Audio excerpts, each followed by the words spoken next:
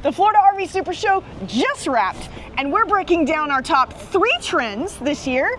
Bottom 3 trends. And one really big whiff. They just missed it. They missed the boat here on this one. Or the RV.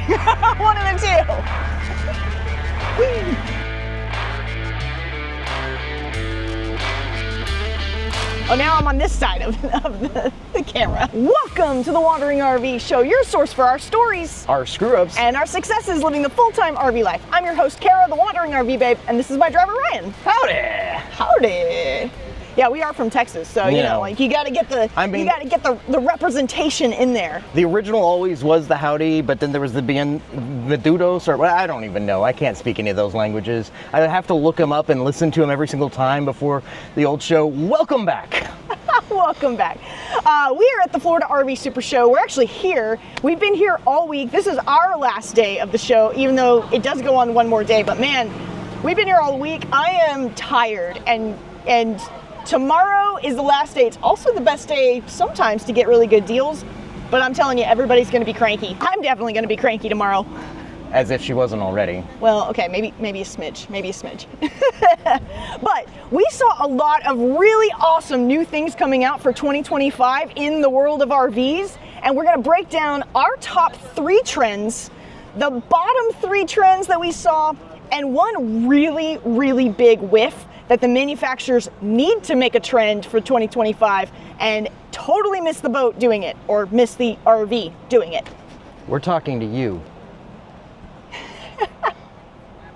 I don't know who you are, but we're talking to you. All right, we're gonna get into it, but first, make sure you subscribe, hit that notification bell so you don't miss a single episode, and let's go. The first trend that we're seeing that I'm really, really digging this year is a wider variation of floor plans, especially in the towables, the fifth wheels, the travel trailers. We're starting to see more and more of those just kind of different floor plans coming back to suit different families and different needs, rather than like cookie cutter floor plan that they all have. You know what I'm talking about. It's the one where you walk in, it's that open concept feel, you got the kitchen island, and then you got the rear living, but everything's kind of all in one. It's fine, it works for a lot of people, it's the #1 selling floor plan, but man, like, switch it up a little bit. I call it the standard floor plan. Number 2 of our positive trends is a lot of full body paint. Why? Okay. Full body paint. It's already fully body painted. I think that is a misnomer of terms. It is the anti-vinyl wrap or anti-sticker thing, but full body paint. Well, but the full body paint also has paint on the exterior of like the sidewall of the slides as well, which makes it a lot easier to clean them off when you go to pull them in, so you're not getting all that dirt and grime coming back into the camper when you go to slide your slides back in. I'm pretty sure it's painted either way. It's just nicer painted. It's really nice. We're digging the full body paint. The lack of decals is really nice too, because then those decals, they're not gonna rub off, they're not gonna get old over time, they're not gonna fade the paint underneath it. So it's actually really cool to see. And we're seeing a lot of like interesting paint designs too. Wild paint designs. There's one, I think it was the Keystone Raptor 415, and it has this like teal and black and gray and white paint scheme, but it looks a little like 80s, 90s design-esque. I'm totally digging it. It's like taking me back. It belongs on one of those like really old like vans that people used to like, that had the shag carpet in it and like the swivel chairs in the middle. Like, I totally had one. Well, my dad had one, and I played in it all the time, and it totally belongs on that. It was great. Number 3. What is number 3? All the apps. We're getting some really, really cool apps that are designed just for RVers and just for RV travel. I mean, there's a few that we can call out. SureWeather, I think is SureRoute, RVweather.com. They're working on stuff to make it easier for you to plan, like where you're going and what the weather's going to be like. RV Life Pro is... Sorry, I interrupted you. I'm really bad at interrupting him. You'll find that this happens all the time. RV Life Pro, which is, I guess, trying to make an all-in-one solution, trip planner, trip wizard type setup. What else? And then it's not really an app, but Open Roads just came out with a toll tag that's kind of an all-in-one toll tag. It can take the place of any of your other toll tags that you have. So if you're used to traveling all over the country and having to have a toll tag for this state and a toll tag for that state, No more. They got you all in one. And RVhelp.com, the new like mobile Yes. RV help, the mobile RV tech finder website that's there to like help you see who's local, read reviews, and it's really convenient. We're still testing it out. It literally just launched on Monday, so we're like day 5 of this being open. Yeah, it's really cool though. It is going to take the place of our typical RV tech locators. So if you go to rvtaa.org/locate, it's now going to reroute you to rvhelp.com where you can find mobile RV techs in your area. And I haven't been able to find it again, but there was at least one company that was talking about like making this RV search engine where essentially you put in the different features that you want, like oh, I want a rear bunk, or I want a front kitchen, or I want an outdoor kitchen, or big outdoor TV, and they'll find all the RVs that check all those boxes for you. We've been married so long, she just finishes my sentences. It's part of my charm. And my sandwiches. And your sandwiches, yes, but you finish the chips. And now for our number 1 of the bottom 3. I don't know how this works. Number 1, televators. Televators are dumb. I don't need a televator in my RV. Listen, if I'm gonna watch TV, the televator's gonna be up.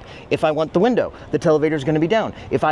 You're usually not gaining a big enough window to make it worthwhile to have that little extra bit, and you're like, now there's 2 spaces being taken up by 1 TV. It's also a greater chance for just mechanical failure in general, because now you have yet one more thing that can break in the RV. If you're a TV person, then you're probably not going to like the televator. If you're not a TV person, you don't care anyway. And now you've just lost storage space because that televator's there. Exactly.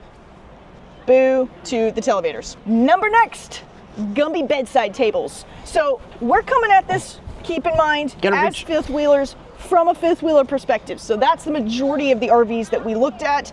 I'm not sure if we're seeing Gumby bedside tables in the Class A's or the Class C's or whatever, but we definitely are in the fifth wheels. And what we mean by that is you're laying in bed and your bedside table is all the way up tall on top of the window. It's like where the top of the valance should be.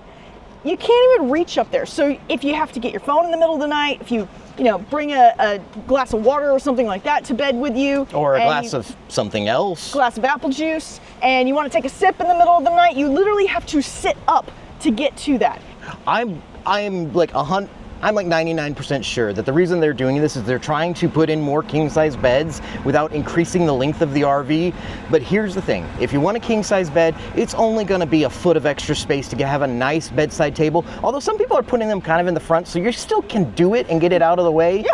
There's other concepts to accomplish all of this. We sleep in a queen-size bed, so for us it's actually not a big deal because we would just take the king out, put our own bedside tables in, and put a queen in, but we don't like it for people who want an all-in-one solution that's just ready to go. And last but certainly not least, number 3?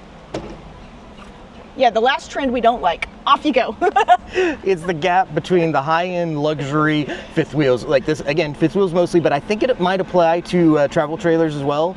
But the high-end luxury fifth wheels and their higher weight, especially hitch weight, versus the more easier to tow, lightweight, like not as well, usually as well built, like not as sturdy. There's a big gap between those two where you can make a fairly well built, but not as heavy RV. We have one, we literally live in one, and the gap is getting so wide, there's very few RVs that are still fitting in that. People who don't want to have a dually, but still have enough of a truck to be able to do more than just, I don't know, tow a half tonner, as they call them. Yeah, I mean, exactly. We love our fifth wheel. We've been in it for over 3 years. But what we're finding is the hitch weight and the pin weight on some of these fifth wheels are so heavy that our 1-ton single rear wheel, that's really hard to say. We don't have a dually, but we do have a Ram 3500. SRW, and we can't tow a lot of these new fifth wheels that are coming out because they're too damn heavy on the actual payload of the truck itself. And the ones that we can tow are super cheaply made, and like I don't need it that light, I don't need it that cheap. I need an in-between where it's like cheapish, cheap in certain areas. Like I don't need the nicest cabinetry in the world, but I do want a good solid surface countertop, so that way, like when I'm cooking or cleaning the bathroom, it is easy to work with. But I don't need like the highest end finishes and little metal thingies or whatever, or trim that's going out of my ear. growing out of my ear. Growing out of your ear? The trim that's growing out of his ear. That's kind of gross, man. Does it come with earwax? I mean, they used to use earwax for something. I forgot. Was it candles? Somebody tell me in the comments. Yeah, I don't know. Okay, here's the big whiff. The thing that should be a trend, but isn't. Safer rails for getting into the RV. Yeah, so a lot of fifth wheels have that like fold away grab handle. And unfortunately, those things are just jicky as all get out, especially the ones that are the extended reach. So we're seeing quite a bit of that in some of the Forest Rivers. We're still seeing quite a bit of that in like Jayco and some of the KZ models and things like that. Guys, come on, it's a safety hazard. It's like the rail is kind of hard to get to, and that thing's just gonna shear right off the side of your RV if you've got kids or anything that are like leaning on it. It's not even kids. My sister literally fell off of the stairs because it just is not sturdy enough to really do anything. She didn't rip it off, but it's just not enough. And they've tried extending it now, and so now it's longer and still jicky as all get out. I feel like that actually makes it more unsafe because there's like more leverage that you can get on it. So it's just not a good concept. On the other side, there are some manufacturers that are using the correct newest technology, the more ride safe T-rail, so it's T-RAIL or similar technology. Is it like Mr. T? I pity the fool. I don't know. Maybe that handle that grab handle can handle him. I don't know. But we are seeing Alliance and Brinkley are really starting to put that into all of their fifth wheels. It's just so much safer. It's so much more sturdy, and it still folds away when you go to hook up to travel. Let's see. So Brinkley's doing the T-rails, but they're also doing the Televators. Sometimes you got to take the good with the bad. And really, this is all subjective. This is our opinion. If you agree with us, let us know in the comments. If you disagree with us, let us know why you disagree with us in the comments too. Yeah, I want to call out for the Televator thing because I know somebody's going to make a comment on it since I brought it back up again. When we're talking about our issues with the Televator, we're not talking about the ones that are like in the front or kind of in an area where you have a nice big open window or a nice big open space where it makes sense. We're talking about the ones that are like the Brinkleys, no offense, where they're putting them with a tiny little window, like you're not gaining that much space from the Televator. So I just want to clarify, like, we get it when you have a nice big open window and you want to be able to look outside, and then maybe one evening when it's raining you want to watch a movie. Totally understand. It's the tiny ones that don't make sense to me. Well, the tiny ones too that we're seeing, and we're knocking on Brinkley right now just because those are the ones that we're seeing most prevalently. But they also, not only are they in front of a really tiny window, it kind of doesn't make a lot of sense, but they're intended to be used as extra countertop space for the kitchen as well. Unfortunately, like food particulate and stuff can get in those gaps if you do have the Televator closed. And then you really can't easily get down into that compartment to clean it up. So then you've got crumbs and stuff like that for critters to come and find and crawl. It's just, it could be a better design overall. So there we go. Do you agree with our train? Do you agree with our trends? Do you disagree with our trends? Did we miss one? Do you want us to talk about any others? We totally missed all that. It's fine. It's good. It'll buff out in post. Don't worry. It'll buff. Movie magic editor right here. You're gonna make us sound super polished and super professional. Well, thanks for joining us. This was fun. Let's do it again next week, and happy camping. Bye. Bye. Jeez, we've been married so long. I just finished your sentences. All right. Okay. Get out of the shot. So let us know. Do you disagree with our trends? Do you agree with our trends? Did we miss one? Do you want us to talk about any other trends? Did we miss one? I like that. Did we miss one? Yeah, so we'll just do that again.